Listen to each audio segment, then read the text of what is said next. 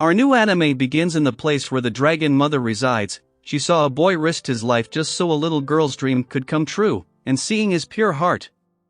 The dragon mother healed his severed arm and gave him a powerful astral mark, and after getting that mark, a dragon woman always crashed into his dream and kissed every part of his body. Her name was Navi, and she was performing this ceremony so that a new Navi could be born into this world. Ash had this dream for quite a while, so he didn't give it any attention. Ash attends a Dragonar academy, and he was considered a problem child because he couldn't summon his dragon partner even though he was a senior of the academy.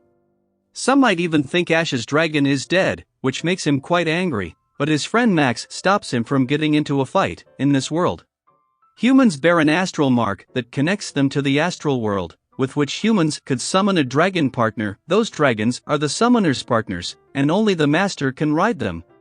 But Ash is the only one who can ride anyone's dragon. At that time, the Dragonar festival was around the corner, so Max agreed to lend Ash his dragon for the race. So all the participants were required to practice with their dragon before the race, but their princess Sylvia was showing her prowess with her partner Lancelot. But Ash was also controlling Max's dragon nicely, but Ash accidentally stumbled onto the princess while dodging an attack.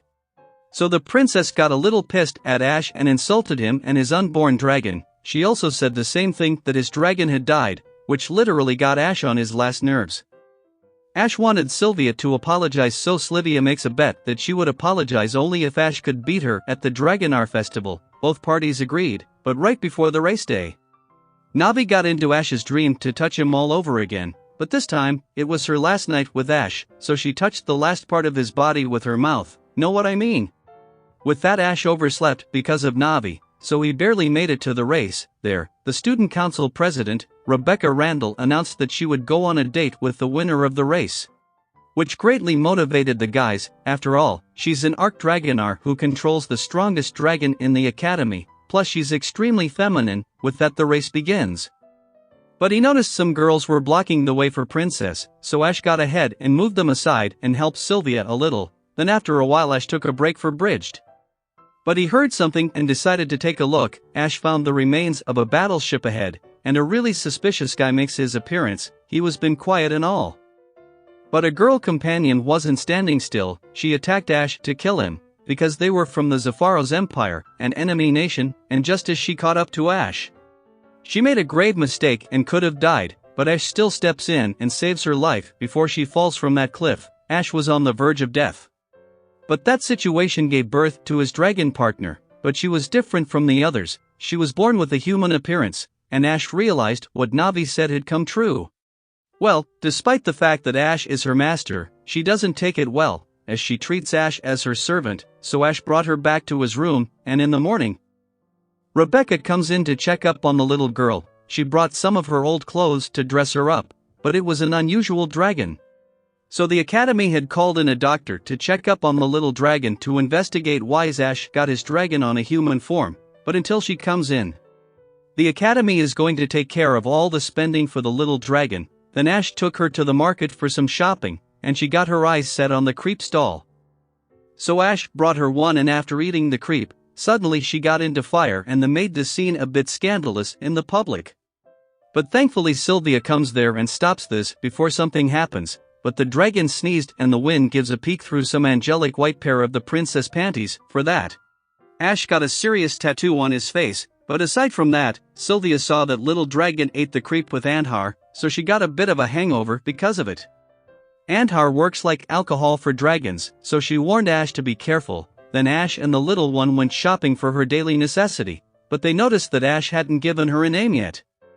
So Ash named her Echo, and with that, Echo bonded her astral energy with Ash to become master and servant.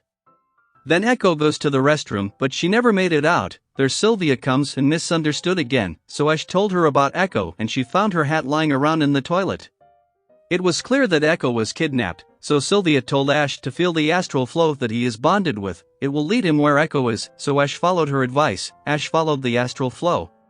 But Echo was kidnapped by the doctor who was called in by the academy. She wanted to perform a surgery on Echo for her research, but Ash broke in before she could cut open Echo. There they wanted to save Echo right away, but Angela had set up a barrier which blocked Sylvia from summoning her dragon. and she also had a trap set up which makes them fall into a deep sleep.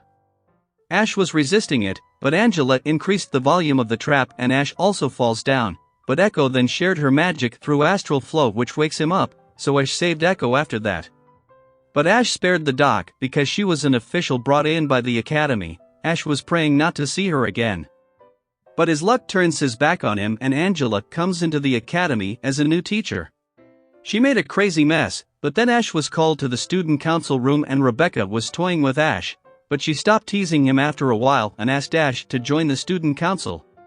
But away from there, a dragon was on the loose and Sylvia wanted to bring it under control. Ash and Rebecca saw Sylvia was trying to control the dragon. And Rebecca knew right away that she was jealous that Ash has the ability to ride any dragon he wants, so she dared to do the same, and Rebecca took care of things before Sylvia gets injured. And this kept bothering Ash that Sylvia was jealous of him, and their Echo stole his attention and asked him about a nearby statue. So Ash told Echo about the famous paladin who had the armor of Arc, and Arc is simply an armor the dragon designs for their masters.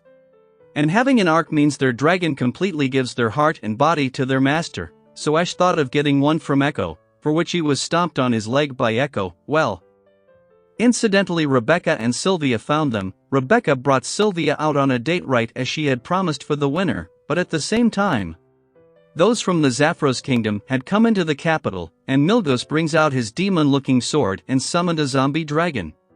Their Echo tried to commend the dragon but the dragon tangled her in its tentacles. He started to rain destruction on the town, so Rebecca takes the situation into her own hands. She attacked the zombie and destroyed its head, but it grew out back, and between their fight, the dragon swallowed Echo into its stomach, and before she got messed up from tentacles, Echo was brought into the dragon's workshop by Navi. She showed Ash is struggling to fight the dragon, and there was only one way to save him, that was to build him an arc. Echo understood that, and even though she acts shy, she chose the best equipment and created a fine silver arc for Ash. With it, he rides on the dead dragon and sees his last memories. That dragon still had one wish, which was to perish from this world, so Ash fulfilled its wish and gave him the salvation he desired and saved Echo from the dragon. And after that incident, Sylvia, Ash, and Echo joined the student council, and as the first job, Ash had to take out all the unnecessary posters. One of which was the fan club of the new hero Silver Knight, so in a way Ash learned he got a fan club, so after taking care of his business, Ash was in the class. But there Jessica comes to investigate the identity of Silver Knight. She was the president of the Silver Knight fan club. And she reveals she had a dream of becoming the bride of the Silver Knight and bear his child, which was ridiculous, so Sylvia asked Jessica to leave because she was disrupting their class. But Jessica refused and asked Sylvia to reveal the truth about the Silver Knight's identity, because she was present at the incident site. She was persistent about it. So Rebecca came there and told a little secret which drove Jessica away for now. Then Rebecca tells everyone that Jessica isn't a real noble, so this secret keeps her under control.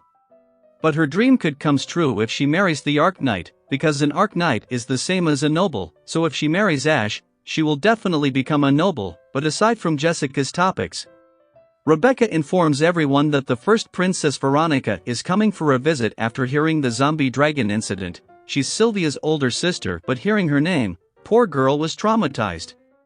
So Sylvia's cute maid, Cosette, tells them that Veronica wasn't blessed with a dragon partner, so she trained hard and became a fearsome sword master.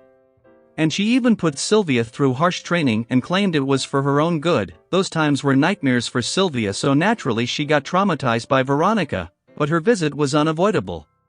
And for some reason Sylvia comes out to greet his sister. She's known as the Iron Blood Valkyrie, Veronica.